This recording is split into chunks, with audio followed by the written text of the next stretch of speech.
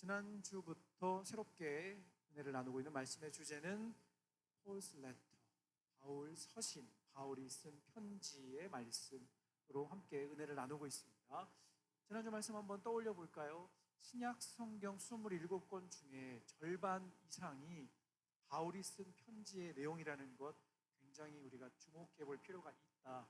함께 말씀을 나누었습니다. 그리고 첫 번째로 살펴본 갈라디아서는 사도 바울이 이제 복음으로 변화되어 담메색에서 예수님을 만나 변화되어 첫 번째로 떠난 전도 여행 중에 방문한 지역인 갈라디아라고 하는 지역에 교회를 세우고 그 성도들에게 있었던 문제와 어려움들을 서신서로 편지로 이렇게 케어를 해주는 그런 내용이었습니다. 첫 번째 전도 여행이다 보니 남다른 애정과 열정이 넘쳤다고 했죠. 물론 가면 갈수록 더 뜨거워졌지만 첫 번째 만난 성도들, 첫 번째로 세운 교회였기 때문에 더 많은 관심을 가질 수밖에 없었다는 것입니다. 그렇기 때문에 당시 갈라디아 교회에 있었던 여러 가지 문제 중에 복음으로만, 믿음으로만 구원받고 우리가 하나님의 자녀가 되는 것이 아니다. 율법도 필요하고 행위도 필요하고 봐라, 할례도 필요하지 않느냐, 너희 아브라함 때부터 배우지 않았느냐라고 이야기하며 유대인들이 갈라디아 교회 성도들을 이렇게 선동을 했다. 그래서 바울이 열받아서 쓴 편지가 바로 갈라디아서. 그래서 쓴소리가 많아요. 뼈 때리는 소리가 굉장히 많아요. 뼈 때리는 쓴소리가 정말 많은 거예요. 지난주에 읽었던 말씀 중에 한 구절 다시 한번 읽겠습니다. 갈라디아서 3장 1절 말씀, 우리 메시지 성경 버전으로 다시 한번 읽습니다. 시작. 정신 나간 갈라디아 사람들이여, 누가 여러분을 홀렸습니까? 여러분은 분별력을 잃었습니까? 십자가에 달리신 예수를 삶의 중심에 놓지 않고 있음이 분명하니 여러분은 제정신이 아닌 것이 틀림없습니다. 여러분은 제정신이 아닌 것이 틀림없습니다. 누가 이런 말을 할 수 있겠어요? 누가 이런 얘기를 듣겠어요? 여러분은 제정신이 아닌 것이 틀림없습니다. 목사님, 힘들게 왔는데 자꾸 여러분이 들을 말은 아닙니다. 그래도 다시 한번 정신 차리는, 여러분은 제정신이 아닌 것이 틀림없습니다. 바울이 얼마나 안타까웠으면 이런 이야기를 했을까? 그렇죠?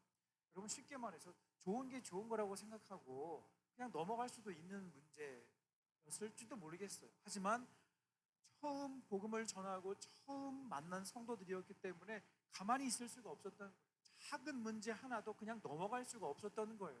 그래서 이런 이야기를 하는 거예요. 너희들은 정신 나갔구나. 너희들은 진짜 내가 얼마나 복음이 무엇인지, 이 복음을 믿음으로 구원받는다는 것을 목청 높여 그렇게 가르쳐주고 말씀을 전했는데 지금 무슨 소리 하는 거냐 하면서 이들을 영적으로 다그치는 거죠. 여러분, 부모님은 자녀가 잘못된 길을 가거나 옳지 않은 판단을 하면 가만히 계시지 않아요. 그렇죠? 바울은 그들을 품는 영적 아비의 마음, 부모의 마음으로 이렇게 다가가고 있는 거예요. 요즘은 부모님들께서 여러분들에게 그런 말씀 안 하실 텐데, 여러분이 실수하고 잘못하면 예전에 부모님이 여러분에게 그런 말씀 하신 것 기억날 거예요. 어떤 날? 잘한다. 부모님한테 이런 말 많이 들어봤어요? 목사님 그거 좋은 거 아니에요? 잘한다고요? 근데 여기 잘한다라고 하는 이 세 글자, 액센트를 어디에 넣느냐에 따라서 의미가 굉장히 달라지는 거 알고 있죠? 어디다 액센트를 넣어볼까요? 그래요. 첫 번째, 잘한다. 자동화 밀려서 잘한다. 잘한다. 여러분, 이게 진짜 잘한 거예요? 아니죠? 왜 그런 말씀하세요? 여러분이 더 잘 되기를 바라는 마음으로 이런 말씀하신 줄로 믿습니다. 아니에요? 그런 말도 듣기가 싫어요? 잘한다. 그런 표현.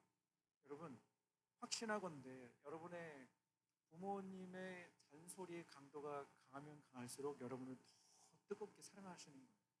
물론 고3인 여러분들, 수험생인 여러분들에게는 아마 이제 작년까지는 몰라도 올해 들어서는 여러분 부모님의 잔소리가 많이 줄지 않으셨니? 아직도 엄마가 잔소리 많이 하셔. 살짝 아직도 10시 예배는 없어요? 뭐라 안 할게. 안 읽을게. 없어요? 8시에는 이렇게 막 들더라고. 이렇게 쓱쓱 이렇게 들더라고. 네, 쓱쓱 들더라고. 그래서 제가 강력하게 전국에 계신 수험생 학부모님들께 제가 강력하게 지금 전 세계로 지금 생중계 라이브로 나가고 있어요. 제가 말씀을 부탁을 드렸거든. 우리 수험생들에게는 더 이상 잔소리하지 마시고 알아서 잘할 거니까 그냥 기도만 해주세요. 네, 라고 이야기를 했는데 여러분들은 해당이 안 되는 것 같아요.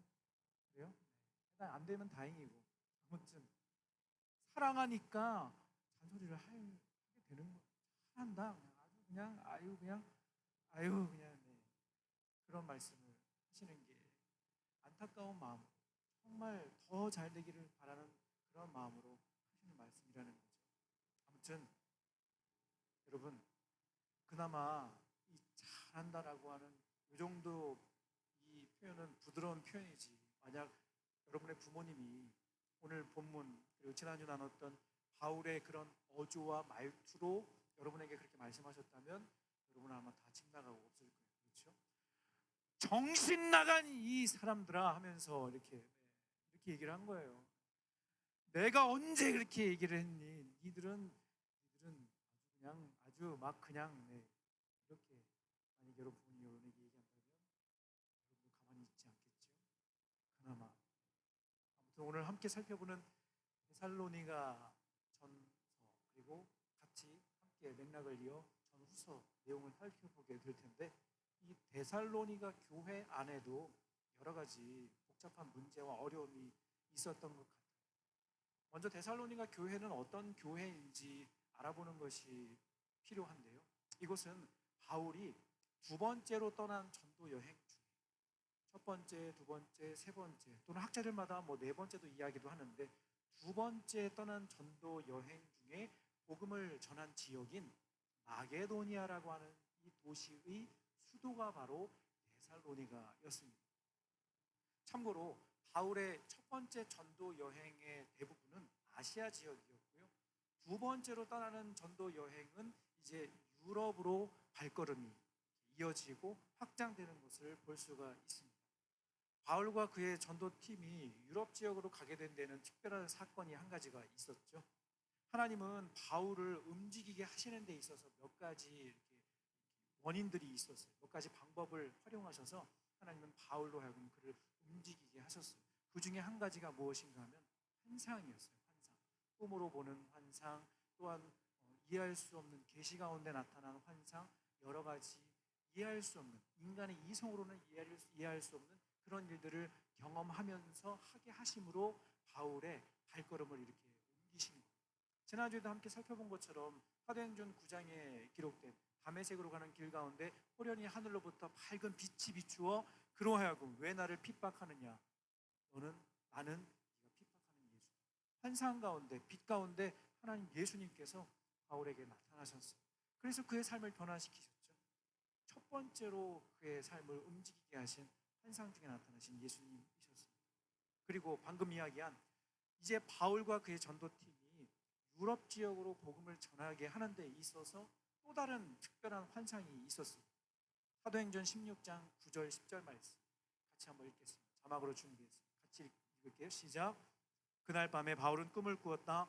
마케도니아 사람 하나가 멀리 해안에 서서 바다 건너 이쪽을 향해 외쳤다.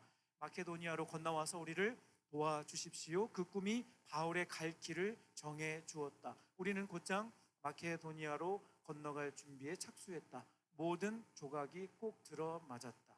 이제 하나님께서 유럽 사람들에게 복음을 전하라고 우리를 부르셨음을 확신했다. 원래 바울의 계획은 달랐습니다. 아시아에서 조금 더 열심히 복음을 전하려고 준비를 하고 있었는데 어느 날 그의 꿈에 나타난 마케도니아 사람 한 사람의 간절한 요청에 그의 발걸음을 옮기게 되었고 아시아에서 유럽으로 이동을 하게 된 것이죠. 잘 알고 있는 것처럼 성령의 인도함을 따라 유럽에서 첫 번째로 복음을 전하고 교회를 세웠는데 그 교회는 빌립보 지역에 세워진 교회였습니다. 그리고 오늘 살펴보는 이 데살로니가 교회는 유럽의 두 번째로 세워진 교회였습니다. 이 내용에 대해서는 사도행전 17장에 자세하게 기록이 되어 있고요. 이 데살로니가 이 교회가 특별했던 이유가 무엇인가 하면 이곳에서도 역시 갈라디아처럼 유대인들하고 또 개종한 유대인들이 방해하고 핍박하는 일들이 더 심했던 것 같아요. 그래서 17장 우리 사도행전 17장 앞부분에 보면은 3주밖에 머물지 못했어요. 3주밖에. 그리고 그가 세운 교회는 어떤 교회인가 하면 야손이라고 하는 한 사람의 평신도의 가정에서 시작된 그야말로 가정교회라고 할 수 있다는 것이죠. 교회 구성원들이 유대인들이 대부분이었지만 유대인들이 있었지만 대부분 이방인들이다 보니까 뜨거운 열정은 있었는데 어쩔 수 없이 신앙 연수가 좀 짧다 보니까 요즘 표현으로 새신자와 같다고 하면 되겠죠. 그렇죠? 새신자 교회 처음 와서 얼떨결에 친구 따라왔는데 갑자기 나 믿어야 될 것 같고 막 마음이 막 뜨거워져서 이후로 막 신앙생활하는 친구들 있잖아요. 그렇죠? 여러분 한 90% 정도는 모태신앙인데 이후에 친구의 전도를 따라 전도를 받아서 교회 온 친구들도 있을 거예요. 아무튼 그런 새신자에 해당되는 그런 친구들은 어쩔 수 없이 성경의 자세한 내용이나 교리적인 부분이나 이런 부분에 대해서 깊이 알지 못한다는 것이죠. 당시에도 바울이 전하는 그 강력한 복음의 메시지 앞에 기도하며 또 마음이 정말 뜨거워져서 변화를 받아서 신앙생활을 시작은 하긴 했지만 쉽게 말해 이 성경 지식이 좀 부족했던 거지. 지난주에도 얘기했잖아요. 아니 목사님 왜 신약 성경에도 사울이 나오고 구약 성경에도 사울이 나와요? 이런 질문, 그치? 성경을 안 읽으면 모르면 이런 질문 할 수 있다는 거지. 여러분 모태신앙이라고 성경 다 잘 알아요? 90%가 모태신앙이에요. 확인 안 할게요. 확인 안 해도 90% 이상이 어릴 때부터 엄마 뱃속일 때부터 교회 다녔을 거지. 여러분 모태신앙이면 여러분 신앙 어떤 질문이든지 다 대답할 수 있어요? 네, 대답할 수 있어요. 교회에서 하는 질문의 90%, 95% 답은 뭐다? 예수님, 하나님, 믿음 이렇게 대답하면 95%는 맞을 거예요. 맞아요? 그래요. 그런데 우리가 모르는 것도 참 많아. 그렇지. 그런 의미에서 잠깐 중간 광고하겠습니다. 성경을 읽자. 조금 더 읽자. 열심히 읽자. 옆에 친구에게 이야기하겠습니다. 얼굴 보면서 친구야 성경 더 열심히 읽자. 얘기해 주세요. 친구야 성경 더 열심히 읽자. 네. 고마워요. 데살로니가 교회 안에 발생한 여러 가지 문제가 있었는데 그것은 예수님의 재림, 다시 오실 예수님에 대한 오해와 잘못된 사상이 그들 가운데 은근히 퍼지고 있었다는 거예요. 크게 두 가지로 나눠서 살펴볼 수 있는데 첫 번째 잘못된 가르침과 내용은 바로 예수님의 재림의 시기가 임박했다는 겁니다. 사실 이건 틀린 말이 아니에요. 예수님의 재림이라는 건 예수님이 다시 오신다는 거예요. 이 세상에 다시 오신다는 거. 이건 틀린 말이 아니에요. 곧 오신다. 왜? 예수님이 부활하시고 40일 동안 사람들을 만나고 마지막으로 사도행전 1장에 보면 하늘로 올라가실 때 올라가시는 그 순간 천사들이 이런 메시지를 남겼어요. 사도행전 1장 11절 말씀 같이 읽겠습니다. 자막으로 준비했습니다. 같이 읽을게요. 시작. 그들이 말했다. 너희 갈릴리 사람들아 왜 여기 서서 빈 하늘만 쳐다보고 있느냐. 너희 가운데서 하늘로 들려 올라가신 이 예수는 그대로 틀림없이 영광 중에 오실 것이다. 맞아요. 예수님은 분명히 어떻게 하신다고요? 다시 오신다. 다시 오신다고 약속하셨기 때문이에요. 그리고 이제 예수님이 승천하신 지 당시 이 데살로니가전서의 편지를 받고 있던 이 당시는 승천하시고 불과 한 20-30년밖에 지나지 않은 정말 얼마 지나지 않은 그 시기였기 때문에 순수한 마음으로 복음을 듣고 또 바울이 얼마나 열정적으로 메시지를 전했겠어요. 너희들이 십자가에 못 박은 예수를 우리가 믿고 이제 곧 다시 오실 그 예수 그리스도를 기대하고 사모하며 살아가야 한다. 이 말씀을 들으면서 얼마나 마음이 뜨거웠겠어요. 얼마 남지 않았다. 곧 오실 것이다. 틀린 것은 아니었어요. 그런데 문제는 무엇인가 하면 예수님이 오신다고 하는 이 재림의 시기에 대해서 잘못된 오해가 있었다는 것이죠. 여러분, 사람들의 삶이 지금이나 예전이나 팍팍하고 힘들면 그런 말을 가끔 하게 돼요. 집에서 부모님이 그런 말씀 하신 적이 들은 적 있는지 모르겠어요. 아, 예수님 빨리 오시면 좋겠다. 예수님 빨리 오시면 좋겠다. 그냥 농담으로 드리는 말씀이 아니라 건강적으로 또 경제적으로 여러 가지 상황적으로 어려운 일이 많이 있으면 나도 모르게 예수님 빨리 오시면 좋겠다, 이런 이야기를 하게 됩니다. 여러분, 정말 혹시나 올해 예수님이 올해 오실 예정이시라면 11월 17일 이전에 오셨으면 좋겠습니다. 혹시 올해 오실 예정이시라면 지금 오해하지 마세요. 좀 졸다가 들은 친구 집에 가서 또 이런 얘기한다. 엄마, 오늘 목사님이 그러는데 올해 11월 17일 전에 오신다는데 그러면요, 저는 이단이 되는 거고요. 다음 주부터 저는 못 만나게 되는 거예요. 졸다가 요 얘기만 딱 끌어서 들으면 그게 아니라 곧 오시는데 그때와 그 날은 알지 못하지만 곧 오신다. 우리 마음은 너무 힘들고 너무 막 어려워. 그러니까 빨리 오셨으면 좋겠다, 이런 생각을 하게 된다는 거죠. 저도 약 20년 전에 수능을 준비하면서 그런 생각을 많이 했어요. 진짜 공부하다가 너무 힘들면 문제가 안 풀리면 예수님 안 오신다고 내가 그래서 말씀 들었는데 빨리 오시면 좋겠다. 여러분은 그런 생각 안 해요? 열시예배 친구들은요, 진짜 이렇게 축복합니다. 변함이 없어. 흔들리지가, 요동하지가 않아. 파도가 막 쳐도 막 내 얘기했네. 열시예배 친구들의 특징이에요. 축복합니다. 변함없이 끝까지 그 마음 잃지 않기를 바라겠습니다. 헷갈리지, 그치? 좋다도 아니고 나쁘다도 아니고 가능을 좀 해달라, 그런 얘기예요. 아무튼 빨리 오시면 좋겠다. 당시 데살로니가 교회 성도들은 진짜 순수한 마음으로 예수님의 재림을 기다렸어요. 오신다고 했으니까. 그런데 예수님이 다시 오시는 그 날이 곧 올 것이라는, 이제 얼마 남지 않았다는 생각에 문제는 이들의 일상생활이 흐트러지기 시작했다는 거예요. 무슨 말인가? 사람들 사이에서 예수님 금방 오신대. 너 그렇게 땀 흘려서 막 아침부터 새벽부터 그냥 일어나고 새 빠지게, 그냥 속된 말로 새가 빠지게 막 일할 뭐가 있어? 공부해서 뭐해? 그렇게 아등바등 살아서 뭐해? 예수님 이제 오시면 세상 다 끝나는데, 이렇게 잘못된 종말론 사상이 이들 사이에 파고 들어온 것이죠. 우리가 잘 알고 있는 것처럼 신천지를 비롯한 이단들이 악용하고 있는 교리 중에 하나가 바로 이 종말론입니다. 재림 예수를 맞이하기 위해서 가족도 재산도 모든 관계도 다 끊고 가지고 있는 거 다 이렇게 얘기를 한다는 거죠. 이단들이 그렇게 이야기를 하는 거예요. 지극히 잘못된 사상이죠. 예수님이 다시 오신다고 말씀하신 지가 벌써 2000년이 지났어요. 여러분, 숫자적으로 2000년 훨씬 더 지났어요. 다시 오실 것이다 라고 하고 하늘로 올라가신 예수님은 2000년이 지났는데 아직 안 오고 계시는 거예요.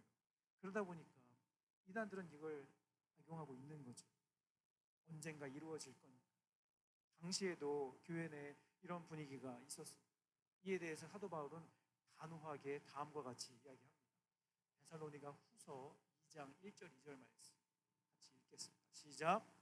침착하십시오. 우리 주 예수 그리스도께서 다시 오실 그날, 우리가 그분을 맞이할 그 날에 대해 성급하게 결론짓지 마십시오. 누가 거창한 소문이나 내게서 받았다고 하는 편지를 가지고서 주님이 오실 날이 벌써 왔다고 하거나 이미 지나갔다고 하여 여러분을 동요시키거나 흥분시키는 일이 없게 하십시오. 그와 같은 말에 속아 넘어가지 마십시오 라고 분명하게 이야기하고 있는 것이죠. 줄여서 얘기하면 제발 쓸데없는 말에 속아 넘어가지 말라. 분명 다시 오시지만 그날과 그때는 데살로니가전서 5장 2절 말씀처럼 그 날은, 그 주의 날은 도둑같이 임할 것이다 라고 말씀하셨어요. 여러분, 도둑같이 임한다는 게 무슨 말일까? 상징적인 표현이잖아요. 그렇죠? 도둑같이 임한다는 것은 아무도 모른다는 거예요. 여러분, 혹시 도둑님께서 여러분 지금 방문하실 때 예약을 하시나요? 여보세요? 저 내일 당신 잘 자고 있을 때 2시에서 3시 사이에 갈 거니까 잘 잠그고 있어. 알았지? 네, 이런 거 안 하잖아. 그렇지? 주의 날이 도둑같이 임한다는 건 언제 올지 모른다는 거예요. 어느 순간 이뤄질지 모른다는 것을 의미하는 표현입니다. 두 번째로, 예수님이 다시 오시는 그날 우리 모두는 다 들림을 밟게 돼요. 성경 말씀 그대로 우리 모두는 예수님이 다시 오실 그때 구름 타고 오시는 그 예수님과 함께 하늘로 올라가게 돼요. 살아있는 우리들. 이걸 조금 어려운 신학적 용어로 휴거라고 하는데, 휴거. 살아있는 우리들은, 믿는 신자들은 예수님과 함께 하늘로 올라가게 돼요. 그런데 궁금한 게 생긴 거예요. 당시 데살로니가 교인들에게. 어떤 궁금증? 아니, 살아있는 우리들은 그렇다고 쳐요. 그런데 어제 돌아가신 우리 할아버지는 어떻게 해요? 아니, 예전에 오래전에 이 세상을 떠나신 우리 가족들은 어떻게 되는 거예요? 땅에 전부 다 썩어버렸는데 어떻게 되는 거예요? 이런 궁금증이 있었다는 거지. 얼마나 순수해. 그렇지? 예수님이 다시 오시면 우리 모두 다 함께 예수님과 함께 올라가게 될 것이다. 천군 천사장의 나팔 소리와 함께 우리도 함께 구름 타고 예수님과 함께 아름다운 천국으로 올라가게 될 것이다. 말씀한 걸 그대로 믿고 받은 거예요. 그렇다면 이 죽은 사람들은 어떻게 하냐는 거지. 그것에 대해서 바울이 명확한 답변을 내놓습니다. 데살로니가전서 4장 13절 14절. 데살로니가전서 4장 13, 14절. 오늘 본문 말씀 메시지 성경 버전으로 다시 한번 읽겠습니다. 시작. 친구 여러분, 우리는 여러분이 이미 죽어서 땅에 묻힌 사람들에게 어떤 일이 일어나는가라는 물음에 대해 아무것도 모르고 지내기를 원치 않습니다. 우선 여러분은 무덤이 끝이라는 생각에 모든 기회를 포기한 사람들처럼 분별 없이 처신해서는 안 됩니다. 예수께서 죽으셨다가 무덤에서 벗어나셨으니 하나님께서 예수 안에서 죽은 사람들도 분명히 다시 살리실 것입니다. 당시 사람들의, 지금도 마찬가지지만 우리의 이성으로는 이해가 되지가 않아요. 화장을 해서 그 뼈를 다 뿌렸어. 그 사람들 어떻게 되는 거야? 존재 자체가 없잖아. 그렇지? 다 썩어진 흙으로 돌아가는 그 존재는 어떻게 된다는 거예요? 우리의 머리로는 다 이해가 되지 않지만 주님 다시 오시는 그날 믿고 잠든, 믿고 이 세상을 떠난 그 모든 사람들은 어떤 방법인지는 모르겠지만 모두 다 함께 주님의 부름을 받아 천국으로 함께 올라가게 될 것이다 라고 설명하고 있는 거예요. 핵심은 이거예요. 핵심. 설명한 걸 다 압축해서 핵심은 이거예요. 예수님이 언제 다시 오시는가? 오실 때 먼저 이 세상을 떠난 사람들은 어떻게 할 것인가? 이런 쓸데없는, 별로 쓸데없는, 그리고 본질이 아닌 것에 관심 갖지 말고 지금 살고 있는 이 시대가 그야말로 예수님이 다시 오실 그날이 얼마 남지 않은 마지막 때라는 것을 기억하며 살라는 것입니다. 여러분, 복음서에 보면 예수님께서 직접 마지막 때에 예수님이 다시 오실 날이 임박했을 때 일어날 일들에 대해서, 징조에 대해서 다음과 같이 말씀하십니다. 누가복음 21장 10절 11절 말씀 자막으로 준비, 마지막으로 읽겠습니다. 시작. 또 이르시되 민족이 민족을, 나라가 나라를 대적하여 일어나겠고 곳곳에 큰 지진과 기근과 전염병이 있겠고 또 무서운 일과 하늘로부터 큰 징조들이 있으리라. 여러분, 2000년 전에 예수님이 하신 말씀이에요. 다시 오실 그날, 예수님이 다시 오시는 그때의 마지막 때가 되면 어떤 일이 일어나게 될 것인가? 나라가 나라를 대적하게 되겠고 곳곳에 지진과 기근과 전염병과 이해할 수 없는 수많은 일들이 일어난다는 거죠. 여러분, 지금 이 말씀을 읽으면 놀랍지 않으세요? 지금 우리가 살고 있는 이 시대에 이런 일들이 일어나고 있다는 거예요. 여러분, 4차 산업혁명 시대라고 불리는 이 2022년 언제든지 돈만 있으면 달나라 갈 수 있는 이 시대에 지금도 총을 겨누고 누군가를 죽이고 대포를 쏴서 미사일을 쏴서 전쟁을 일으키고 있는 이 시대. 여러분, 러시아가 우크라이나를 진짜 그렇게 침공할 거라고 처음엔 생각 안 했어요.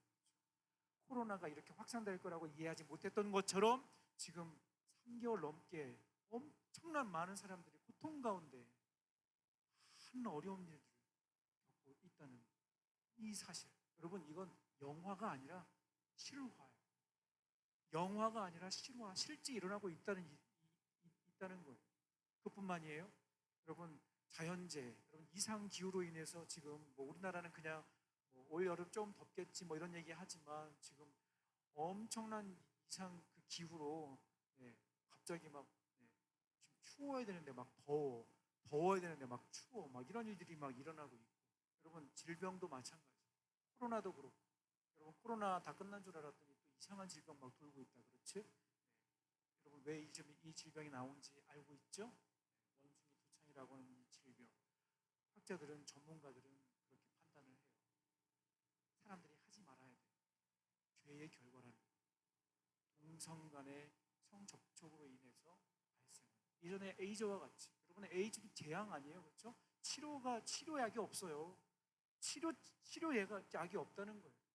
인간의 잘못으로 끝없는 탐욕과 죄악의 결과로 만들어낸 이런 질병들 지금도 계속해서 나오고 있다는 그런 의미에서 지금 우리가 살고 있는 이 시대 여러분 정신 놓고 있을 때가 아니라는 벅구벅 졸고 계실 때가 아니라는 거죠.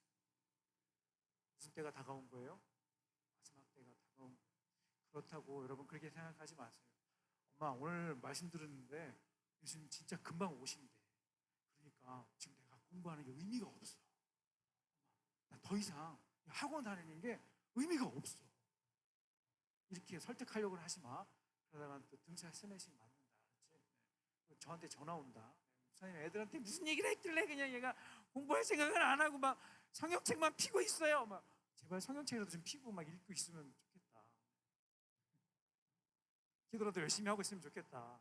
아무튼 마지막 때가 임박했다는 거예요. 그 때가 언제인지는 몰라요. 저도 아무도 몰라요. 하지만 임박했다는 징조들이 지금 이 시대 가운데 나타나고 있어요. 물론 100년 전에도 전쟁이 있었고 200년 전에도 이해할 수 없는 질병들이 돌았어요. 지금 가면 갈수록 더 그런 일들이 더 자주 더 심각하게 일어나고 있다는 것을 인식해야 된다는 것입니다. 그런 차원에서 저를 한번 따라하겠습니다. 영적으로 깨어 큰 소리로 영적으로 깨어 정신 바짝 차려야 한다. 깨어 정신 바짝 차려야 된다는 오늘 말씀의 결론 말씀 정리하겠습니다. 우리는 어쩔 수 없이 지금 수능과 대학 입시, 취업 준비가 우리의 삶의 전부인 것처럼 생각하며 살고 있죠. 그래서 우리 삶의 모든 스케줄이 이 기준에 맞춰져 있어요. 그렇죠? 당연히 그렇죠. 그렇게 살아가요. 그러다 보니 우리 신앙생활의 예배와 말씀과 하나님과의 교제는 두 번째요, 세 번째요, 아니 저 뒤에 그냥 하고 남는 시간.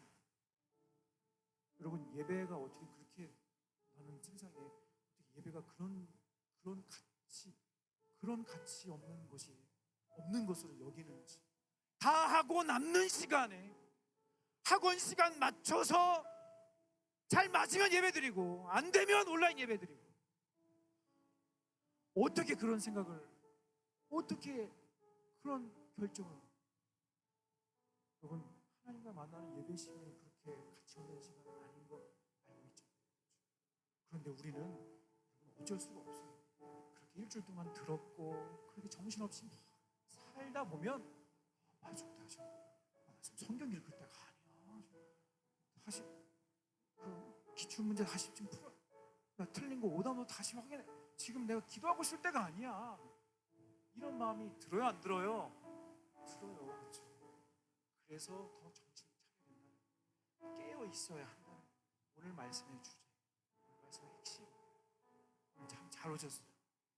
참 잘 오셨어요. 한 주간 참 힘들고 아까도 얘기했지만 그것 때문에 좀 마음이 무거운 친구도 있고 또 어떤 친구는 어깨가 좀 자신감과 생겼어요.